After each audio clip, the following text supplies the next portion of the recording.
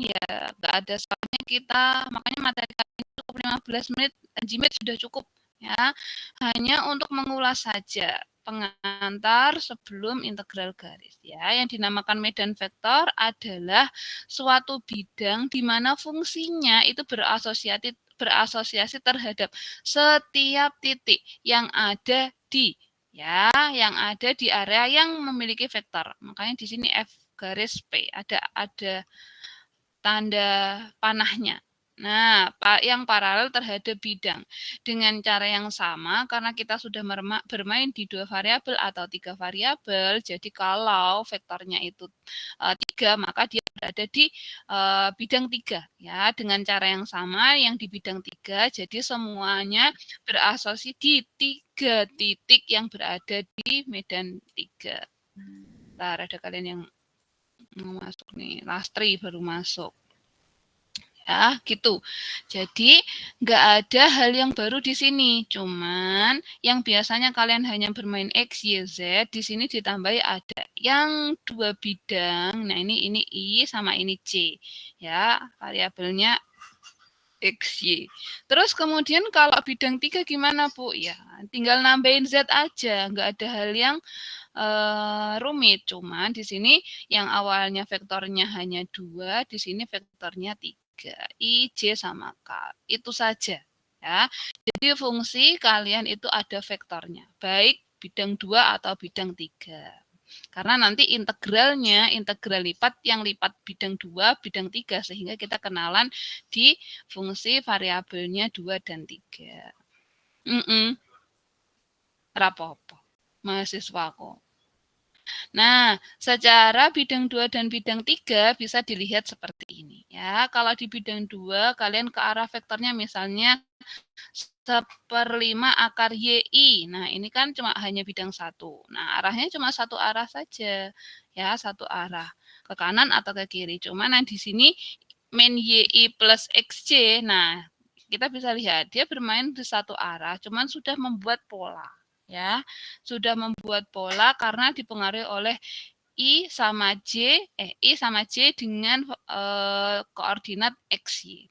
Terus ada lagi yang ketiga, XI plus YJ. Nah, fungsinya lebih kompleks. Nanti kelihatan seperti ini ya, bunga yang arah vektornya keluar. Nanti arah vektornya ke dalam tandanya tinggal negatif.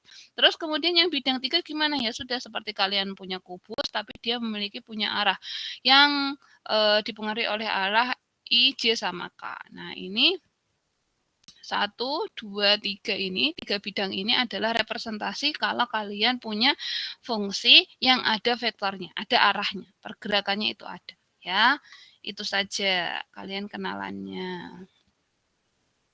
Nah, terus kemudian ini apa? Ini juga untuk merepresentasikan saja. Ya, kita punya, kalau tadi kalian punya vektornya, fungsinya itu seperti ini. Nah, kalau ini adalah radius. Jadi, kalau kalian bermain dengan vektor, tidak hanya dia memiliki besaran skalar atau angka, tapi dia punya arah. Nah, inilah yang R ini adalah sebagai jari-jarinya atau skalarnya. Kan tadi arahnya sudah kita pelajari ya di atas. Kalau bidang 1 tanda plus gini, tanda minus gini ya. Nah, ini bahas tentang yang skalarnya, yang panjangnya. Nah, ini R-nya ya kalau kalian hanya main 2 variabel ya X, Y, Y, Kalau R-nya yang 3 ya X, Y, Z, K. Sudah itu saja. Jadi arahnya sudah kita ketahui, simulasinya di atas ini, terus jari-jari sepanjang apa itu direpresentasikan dengan R. Sebentar, ada yang masuk. Ini sebenarnya kuliah ini nggak penting, cuman sebentar aja ya, 15 menit aja. Nah, terus kemudian ini ada definisi ya, definisi medan kuadrat inverse. Di sini hanya untuk mendefinisikan radius atau jari-jari dari medan 2 atau medan 3 dengan C merupakan konstanta ya. Ini aja. Nah, ini tinggal dimasukkan rumusnya aja. Karena hanya bermain C konstanta dan R itu jari-jari, ya sudah nanti kalau diketahui di soal, kalau saya punya jari-jari sekian, tentukan medan kuadrat inverse-nya. Ya tinggal dimasukkan ini aja. Ya, tidak ada hal yang sulit di sini. Terus Kemudian, nah ini ya, ini yang perlu menjadi perhatian khusus. Ya, kalau tadi itu hanya sekedar contoh ya sudah, nggak ada implementasi berkelanjutan dari ini. Medan inverse kuadratnya. Nah, ini dipakai di integral garis ya. Kalau kalian memiliki suatu fungsi dan fungsinya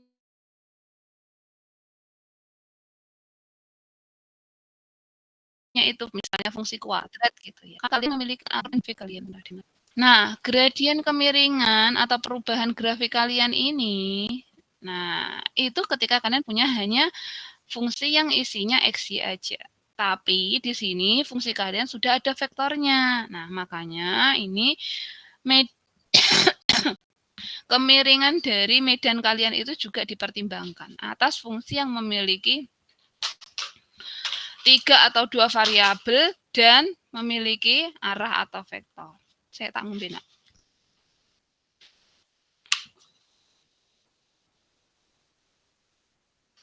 Terus gimana Bu cara nyari kemiringan dari fungsi yang punya vektornya? Nah, biasanya kita sebut sebagai fungsi terserah ya. Nanti kalian menyebutnya, Bu, ganti dong fungsinya alfa atau beta terserah ya. Ini adalah fungsi pi yang ada di 3 variabel. Jadi kalau mau mencari perubahan, nah biasanya kita menggunakan notasi atau operator seperti ini, tanda segitiga kebalik. Nah, ini kita sebut nabla dari fungsi kalian.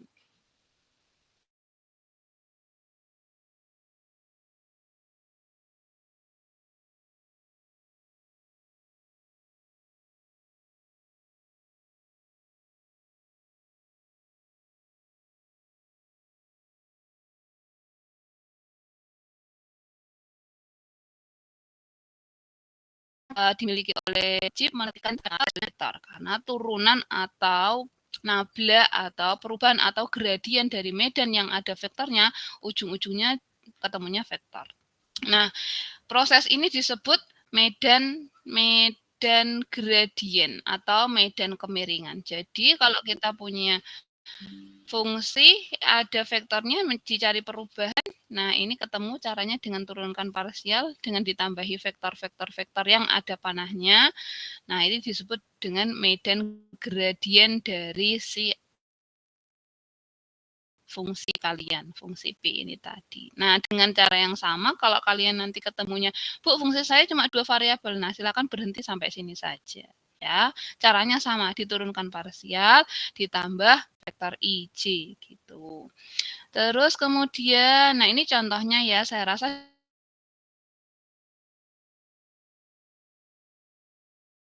aja kalian ini tinggal diturunkan parsial tambah I sama J. Selesai. Nah, untuk mencari arahnya, kalau kita sudah mencari nilainya seperti ini, nah arahnya seperti apa bisa dicari juga. Ntar ada yang masuk. Terus bawah. Nah, ini ya.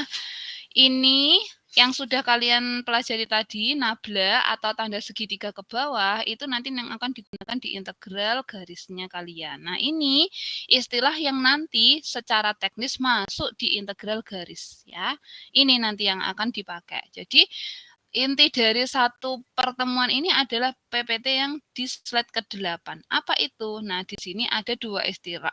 Kok slide ke-8? Nanti ada di slide ke ini slide ke-10. Nah, slide ke-8 ini pengantarnya. Ya, ini pengantarnya. Kalau kalian punya di bidang 2 sama bidang 3, nah, nabla dari fungsi kalian itu bisa kita simpulkan dengan F tanda panah tadi. Nah, ini adalah area konservatifnya medan kalian. Nah, contohnya ya tinggal diturunkan secara parsial saja. Caranya sama. Nah, kita hanya menotasikan kalau ada tanda segitiga kebalik dari fungsi, nah itu bisa disimbolkan dengan F yang fungsi punya vektor tadi, variabel 2 atau 3, itu sama aja dengan diturunkan parsial. Ini cuman pengalihan notasi saja. Terus contohnya ada di sini ya. Semuanya diturunkan parsial terhadap X dan terhadap Y. Saya rasa di sini clear. Nah, ini yang paling utama di antara semuanya ya. Ada dua definisi sama istilah yang nanti digunakan di integral garis. Setelah kita belajar nabla dari fungsi kalian tadi yang segitiga kebalik. Nah, di sini ada dua istilah. Yang pertama, ya, ada istilah divergensi atau di sini yang namanya kita mau mencari perubahan. Nah, pasti tidak jauh berbeda dengan turunan. Karena variabelnya lebih dari satu, maka akan bekerja di turunan parsial. Nah, di sini disebut dengan divergensi dari fungsi f, ya, disimbolkan dengan div f. Apa itu div f? Yaitu turunan parsial dari fungsi kalian terhadap masing-masing variabel. Nah, ketika saya punya fungsi seperti ini yang saya case-nya yang 3 ya. Kalau 3 variabel kalian sudah aman, mau nyari 2 variabel pasti tinggal ini. Tinggal dilakukan eliminasi variabel ketiga saja. Nah, apa yang dilakukan yang di sini, div itu adalah menurunkan fungsi f terhadap x, fungsi g terhadap y, dan fungsi h terhadap z. Nah, ini divergensinya dari medan vektor kalian. Nah, kita mencari perubahannya. Terus ada lagi nanti di integral lipat, integral garis, kalian diminta untuk mencari nilai curl dari medan vektor f kalian. Nah, ini merupakan sama aja ya, mencari turunan parsial, namun di sini outputnya ini adalah dia skalar, kalau ini outputnya vektor. Dia merupakan vektor. Jadi outputnya dia masih ada variabel i,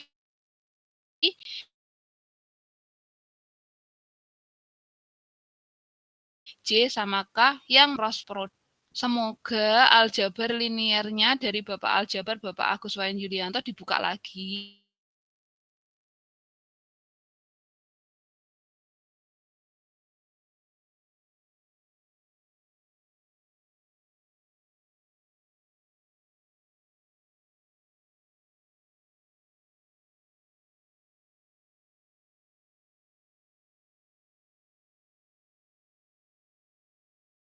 Nah, ini variabel atau vektor K yang bermain atau berasosiasi terhadap fungsi H, maka yang bermain kecuali fungsi H, yaitu fungsi G dan fungsi F. Begitu. Ya, sepertinya cross product dari aljabar seperti itu. Kita mencari yang tidak ada perubahan terhadap asosiasi fungsi kita yang miliki. Misalnya, ini I. I itu berasosiasi dengan fungsi yang pertama, yaitu fungsi F. Berarti turunan parsialnya selain fungsi F, yaitu G sama H. Nah, ini makanya G sama H. Terus kemudian J asosiasi sama fungsi yang kedua. Fungsi kedua itu apa? Oh, G. Nah, fungsi kedua yaitu G. Kita mencari perubahan yang ada yang masuk. Yang tidak berkaitan dengan fungsi G, ya berarti ya fungsi F sama fungsi H. Nah, ini F sama H. Pun dengan fungsi K, asosiasinya sama fungsi ketiga, yaitu fungsi H, sehingga di sini yang bermain selain fungsi H, yaitu fungsi G sama fungsi F. Itu dot sama cross product kepakai di sini, untuk mencari divergensi dan curl-nya. Ya, ini nanti dipakai di integral garisnya, ya, untuk mencarinya. Nah, ini secara teoritisnya. Silakan nanti dibuka materi aljabar linearnya untuk mencari definisi dot sama cross product, ya. Ya kalau misalnya cross product biasa kalian nyari determinan dari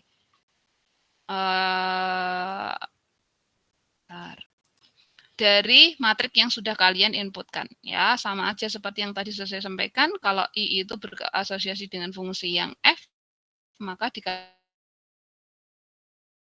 dengan G sama H gitu. Dan seterusnya. Nah, ini contohnya. Ya, ini contohnya. Kalau saya punya fungsi f, lalalala sepanjang ini. Nah, ini 3 variabel dong, Bu, karena ada 3 vektor. Nah, iya, ya, x, y, z. Nah, ini ada. Jadi, untuk mencari div-nya tinggal diturunkan secara parsial fungsi kalian terhadap x, terhadap y, terhadap z. Ketemunya ini. Nah, ini merupakan skalarnya. Istilahnya tidak ada vektornya lagi. Tapi kalau curl, dia pasti outputnya skalar. Nah, diturunkan secara parsial seperti tadi contohnya, ya. Kalau ini berasosiasi dengan I, maka jangan gunakan fungsi yang ada di I, fungsi yang ada di non-I, gitu. Nah, makanya dipakainya yang 3Z sama 2Y pangkat 3Z. Nah, dan seterusnya. Ketemulah di sini yang ada vektornya. Nah, bukan skalar di sini, itu vektor.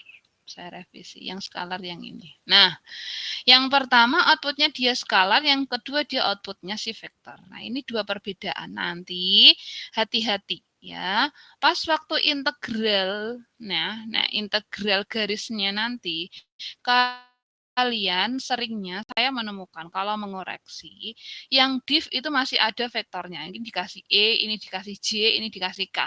Yang chord IJK-nya malah terlewat atau terbolak-balik. Nah, bedakan itu saja, wanti-wanti saya. Kenapa? Karena ini permainannya hanya turunan parsial saja. Ya iyalah, kalau kita mencari perubahan suatu grafik atau kurva atau kemiringan itu hanya diturunkan. Mau variabel berapa pasti dia mainnya di parsial. Cuman karena entengnya gawean ini, pekerjaan ini cukup mudah, yang sering terlewat dan terlupakan, yang tidak vektor dikasih vektor, atau yang vektor malah tidak dikasih vektor. Nah, itu aja. Ya, wanti-wantinya di sini, yang mana yang perlu dikasih vektor, mana yang enggak. Div itu dia skalar, kalau chord dia itu si vektor. Itu aja. Terus kemudian ini hanya menjelaskan tanda segitiga kebalik tadi. Bu, saya mau gunakan tanda yang lain boleh enggak? Nah, ini silahkan, boleh-boleh saja. Yang penting konsisten ya. Cuman di kalkulus biasanya kami menggunakan operator ini adalah sebagai operator nabla yang memang sudah umum kami gunakan. Nanti, misal kalian Bu di persamaan diferensial, di pemodelan atau di mata kuliah yang lain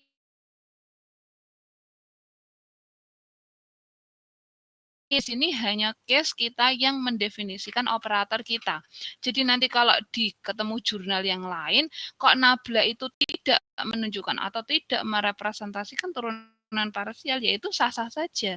Ya, istilahnya tomat yang saya bawa ini saya definisikan sebagai apel. Jadi kemana-mana saya menganggap ini apel gitu ya. Anda anggap saya tidak sesuai nggak apa-apa. Tapi ini sudah definisi yang saya berikan bahwa tomat yang saya bawa ini apel. Kenapa? Karena bentuknya seperti apel, warnanya seperti apel, mungkin rasanya seperti apel gitu. Padahal aslinya dia tomat. Sah-sah saja mendefinisikan seperti itu ya. Tidak bisa kalian menjustifikasi pokoknya kalau si nabla ini pokoknya dia turun parsial. Enggak. Ya, ini adalah operator yang secara case di kalkulus kita sebagai turunan parsial. Nanti kalau di materi bidang lain tidak turunan parsial, itu enggak masalah. Ya, ini hanya notasi sama simbol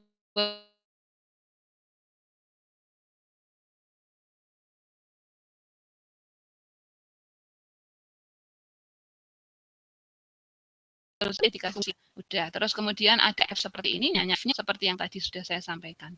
Nah, kalau yang mencari chord, nah ini maka outputnya dia si vektor. Nah, dia cross product. Nanti dibuka ya, dot sama cross itu. Terus kemudian nanti kalau ketemu di misalnya ketemu Pak Tafrikan, Bu Aini, Bu Zul, dia pakai operator nabla kuadrat, isinya kok enggak ini ya terserah ya. Ini hanya notasi kesepakatan kita di kalkulus kalau ada turunan parsial supaya kalian tidak salah kaprah atau kecampur-campur. Ntar ada yang mau masuk. Kecampur-campur mana yang nabla, mana yang delta. Ini case-nya kita yang medan vektor, yang bermain di ada vektornya. Ya sudah, kita pakai itu. Jadi kalau nabla kuadrat berarti nabla berikan nabla, berarti penurunan fungsi 2 kali secara parsial. Ya, ini. Nah, ini loh. Ntar ada yang mau masuk lagi. Nah, ini berarti kalau ntar ada yang masuk lagi. Zaldi baru masuk. Kenapa, Bi? Hah? Barang ya? Kayaknya. Nah, udah ini. Nek gak tak udahi aja kuliahku. SK Sakslet. Nah, ini. Jadi kalau nabla kuadrat, kalian perlu menurunkan parsial 2 kali. Jadi kalau misalnya, nih, saya punya fungsi X pangkat 4Y. Nah, turunkan parsial. Do kuadrat X per do, ini misalnya fungsi G ya. Do kuadrat G per do X. Nah, berarti kalian wajib menurunkan G ini sebanyak 2 kali, artinya itu. Semoga diajari Bu Zul sama Pak Taf sama Bu Aini, artinya 2 kuadrat, bukan diturunkan parsial, tapi dikuadratkan enggak, tapi kalian wajib menurunkan parsial sebanyak 2 kali, artinya notasi ini, ya, do kuadrat Pi per do X kuadrat, misalnya. Nah, berarti kalian wajib menurunkan pertama, oh ini turunan parsialnya apa? Misalnya 4X pangkat 3Y. Ini yang pertama. Terus diturunkan parsial lagi terhadap X lagi. Berarti 12X kuadrat Y. Begitu. Ya, bukan ini 4X kuadrat terus dikuadratkan gitu, enggak. Ya, artinya di sini adalah notasi do kuadrat per do X kuadrat, berarti kalian wajib menurunkan parsial sebanyak 2 kali. Bukan turunan parsial pertama terus dikuadratkan, itu tidak. Sudah. Nah, ini biasanya disebut sebagai persamaan Laplace. Ya, semoga kalian mengingat ya materi-materi yang sudah kawan-kawan kemarin dapatkan di beberapa mata kuliah lainnya. Sampai sini saya resume. Nah, nanti di integral garis itu membutuhkan beberapa properti seperti curl sama div.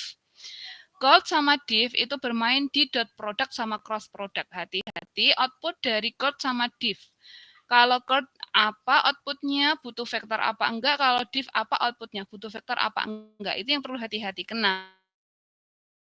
Karena pengerjaannya hanya turunan parsial, mudah dan simpel. Itu aja yang perlu kalian hati-hati. Jadi nanti kalau kalian ngitung ada thread-nya kayak gini sama enggak ada thread-nya, I, J ada thread-nya kayak gini, itu akan beda hasilnya. Jadi kalau kalian sudah yakin jawabannya benar, cek lagi I, J, K-nya itu butuh apa enggak. Itu ya. Dah. Terus kemudian turunan parsial 2 kali ini ya. Sini. Tak sampai ya, Nak. Sini. Turunan parsial 2 kali ya. Itu notasinya.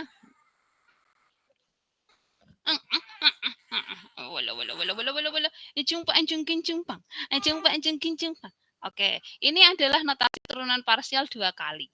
Ya, jadi tidak turunan parsial pertama terus dikuadratkan gitu, enggak. Nah, sampai sini resume yang sudah saya berikan. Ada pertanyaan? Ya, kuliah caca. Ada pertanyaan?